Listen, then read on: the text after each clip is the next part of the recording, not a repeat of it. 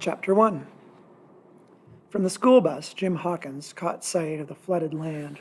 The bus was trundling up the cut road. There were just the two of them, Everett behind the wheel, humming a Prairie Oyster tune, and Jim at his usual station, halfway back, nose pressed against the window. Not that he was looking for anything. It was just his way of staying far enough from eager Everett to avoid a conversation. That was how he noticed the glitter of light on the water where there shouldn't have been any. The cut road followed the eastern property line of the Hawkins land. It was mostly mixed hardwood down that end, but there was swampland fed by a creek.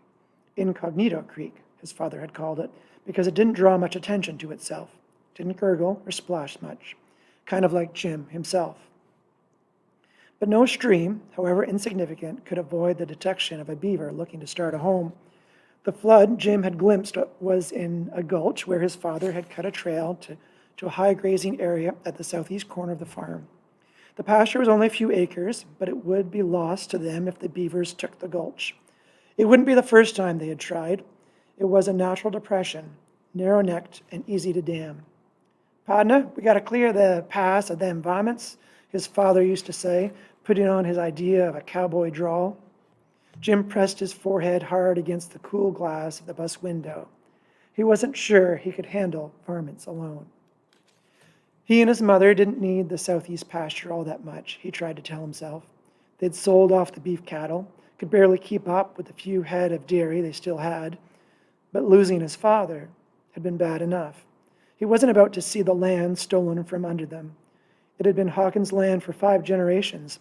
Hadn't his father said that enough times? The cut road came to a T intersection at the 12th line, and Everett turned west. Jim gathered up his stuff and made his way down the aisle. Everett caught his eye. "Corn looking good there, Jimbo. No blight? Lar Perkins, he got the blight. And him with his bum knee. No Gerald hockey for him this season, eh?" Eager Everett. Eye contact was all it took to flip his switch. Jim smiled in a polite way, and the bus pulled to a stop at his driveway. Everett cranked open the doors. "My best to your mother," he said, tipping his Blue Jays baseball cap. He was like a jay himself once he got squawking. The bus rumbled on up the 12th until it was swallowed in its own dust. Jim stood at the end of his driveway, swallowed up by a memory. His father waiting right there for him with a pickaxe in one meaty hand and a long-handled spade in the other. "You up for some counterinsurgency maneuvers, son?" Not cowboys this time, but some kind of SWAT team. Jim had slipped off his backpack right away. "The beavers again, huh?" His father had nodded. "Let's take 'em out, Jimbo." It had been a day not unlike this, early fall, the year before his father vanished. Jim crossed the yard and opened the back door before his mother's shout caught up with him. He looked over towards the drive shed. She was standing in the doorway in coveralls and rubber boots, with a baseball cap on backwards and a paper mask pulled down under her chin. She held a spray can in her hand. She made her way towards him across the yard. Behind her in the shadows of the shed stood his father's car, a 65 Chevy Malibu, Yuma yellow. She was touching up the bodywork. She was going to sell it. Had to. Snoot, their 6-month-old kitten, darted out the open kitchen door through Jim's legs. He swept her up into his arms, watched his mother draw closer, saw her smile through the tiredness of her face. She was working the night shift at the factory. She clomped up onto the porch, made as if to spray him with the primer. He held up the kitten in defense. They laughed. Then he handed Snoot to her, kicked off his shoes, and stepped into his rubber boots. She held the kitten like a baby, stroking her dove-gray stomach. "Where are you headed?" she asked. "Beavers have taken the pass," he said, trying to sound jokey and gruff. "Want a hand?" Jim shook his head. "I'll take Gladys. That okay?" His mother smiled. "Oh, I'm sure she'll appreciate it. Doesn't get much company these days." Jim plunked back down the steps to the yard. "Everett sends his best," he said, without churning. He had to pass on the message, but he didn't like it, didn't like men paying attention to his mother. "Why, I think I'll just phone him right up and ask him over for corn and potato chowder," she said in a jaunty voice. She posed like a fashion model, glamorous in her black overalls and ball cap, her face freckled with red paint primer. What's the use of getting all dolled up if there aren't any gentlemen callers, she added, batting her eyelashes. Jim managed a chuckle despite himself. Gladys stood a little worse for wear in the garden. The garden didn't need a scarecrow anymore. It was fall-weary, mostly dead, but for the pumpkins and carrots. There were still withered scarlet runners clinging like arthritic fingers to the vine, winter squash, a few behemoth zucchini, nothing any bird was about to carry off. The scarecrow wore a stained and decrepit white tux, a purple fedora, and a pink fright wig glued to a semi-deflated volleyball head. Said Jim, looking her over. I'm trying to imagine a beaver frightened enough of you to fly away. Gladys just grinned. With a scarecrow on his shoulder and a shovel in his free hand, Jim walked along the tractor lane through the cornfield. Arnold Tissick and Ormond McCoy from up the line towards Onion Station had helped them plant the corn that spring and had already volunteered to help with the harvest. There hadn't been a frost yet, but it wouldn't be long. It took 2 or 3 good hard frosts to dry out the feed corn just right. Jim was trying to remember stuff like that now. He had helped with the farm work since he was 6 or so, but he was going to have to pay special attention from now on. In the summer, his mother had found work at the Jurgens soap factory in Ladybank. Money was tight. They weren't sure what they were going to do at the farm. Hold on as best they could for the time being. There was no way Iris Hawkins would hear of Jim dropping out of school. What would Hub have thought of that? She had said to him. His father never finished grade 11, but he regretted it all his life and made up for it as best he could. He had been an avid reader, mostly history. How are you going to know what to do if you don't know what you did? He used to say. And sometimes he would add in a mocking, grave tone, Jimbo, history is all we've got in this godforsaken corner of the country. Jim placed Gladys's gloved hand on his left shoulder and whirled around as if they were dancing. An odd couple, he in gumboots and overall, Gladys's tux, tails flapping in the bright fall air. He had seen his dad dance with Gladys. The memories came on like this sometimes, like a sweet, sad avalanche. He had learned to ride them out, not to fight them. But there had been a time when the memories had come on so fiercely that they stopped up his throat so he could barely breathe. For 3 months, he hadn't been able to talk. Not a word. Only bit by bit did he get his voice back, his life back. But not Hub. Crossing the stile into the lower meadow, Gladys's head fell off. Can't take you anywhere, said Jim, leaning the scarecrow torso against the fence. He rescued the volleyball head from the weedy overgrowth, getting a handful of prickles for his troubles. As he sat on the stile, sucking out the pain, he noticed a Coke can in the long grass. It looked new. He picked it up, looked around. It was too early in the season for hunters. He squashed the can under his boot, then, having nowhere else to put it, shoved it through the neck hole into Gladys's head. There was nothing much else in there but rags and pebbles and a few dead moths. He plumped the head back onto her broom-handle neck. It rattled. He plowed on, getting more and more worked up. He didn't like to think of people trespassing on the farm, didn't like the idea of strangers sneaking around. He stumbled on down the tractor trail into the woodland that separated the cornfields from the low, swampy area. He stopped at the threshold of a shadowy place where the woods closed in tight on the road, forming a canopy that blocked the light. This was the spot. This was where they found his car. Jim took a deep breath and let it out slowly, his lungs filled with the heavy fragrance of cedar. The cops found nothing. No signs of a fight, no cigarette butts, no threads, just Dad's old Malibu, the first car he had ever bought, the keys in the ignition. Outside, there was a footprint or two in the muck. They came from a pair of boots Dad always wore, matched up exactly with footprints in the barnyard.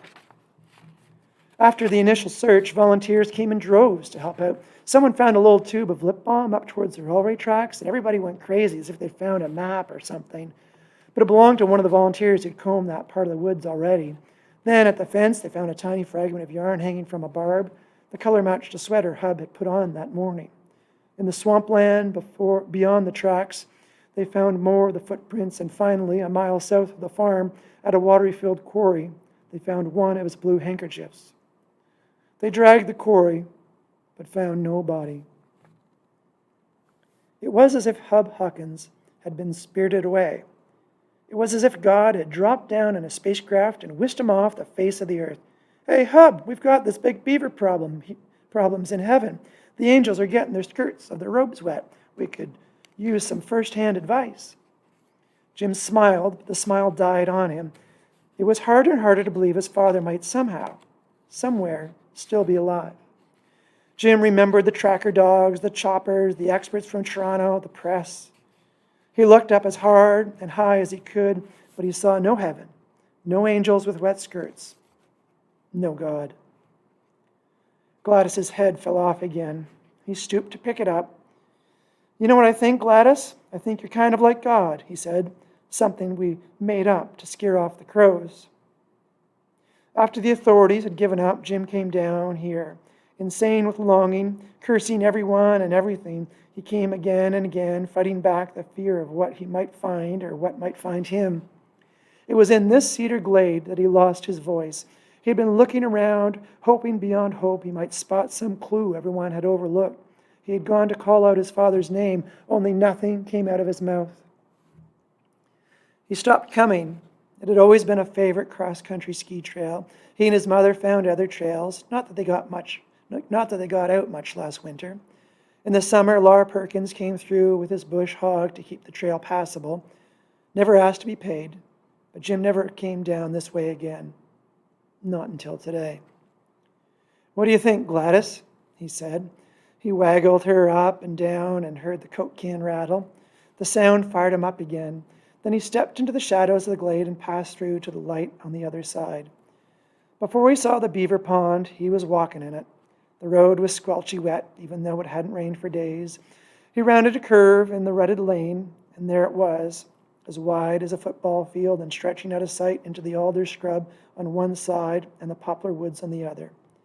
A beaver emerged from the far undergrowth, dragging a branch. Jim watched it for a moment, quietly leaning Gladys against a tree.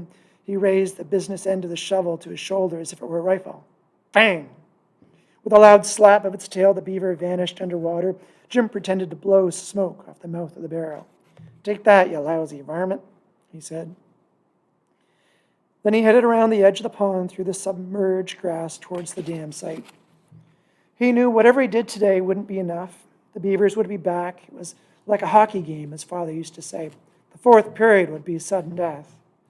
Mud sucking on his boot heels, Jim clambered to the top of the dam and started in chopping at the lattice work of branches and sticks that constituted this latest installment of Hawkins Against Nature. The dam was wattle and daub, mud interwoven with grass, weeds, and supple willow canes that made the wall hard to tear apart. Putting his back into it, Jim lifted a shovel load that came up with great sucking around the stench of rotten vegetation. The dam water rushed through the breach. He worked for a good 20 minutes without stopping. The air was still warm, but the wind was freshening. The dry leaves overhead shimmered, gold-edged and dying.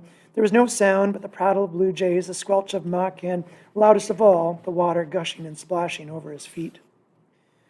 Jim, straightening up, out of breath. Gladys was watching him from her resting place against a sapling birch. There was a noise in the woods. Jim turned to look. A moment passed before a squirrel appeared on a dead log and scolded him. A hawk circled overhead, screeching. Jim craned his neck. The racing water slowed to a trickle. He had done a pretty good job. He wasn't sure how much more he could do. The big thing had been getting here at all. He leaned on his shovel, sniffed the air, a great big, long, filling sniff.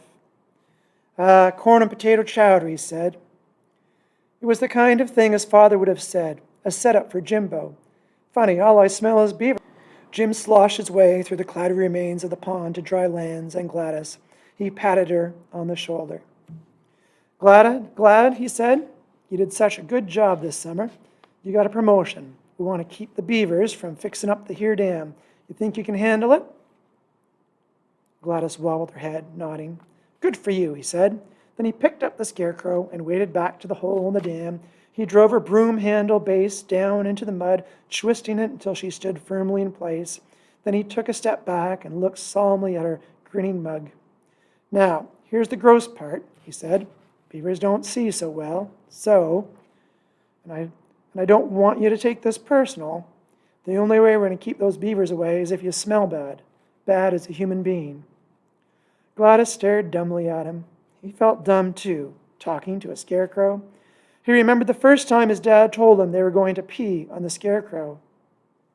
And that would be because we're perverts, Jim had said. His father had laughed. Not so. To a beaver, human beings stink to high heaven. Oh, to wee-wee is the answer. They'll be wary of coming too close.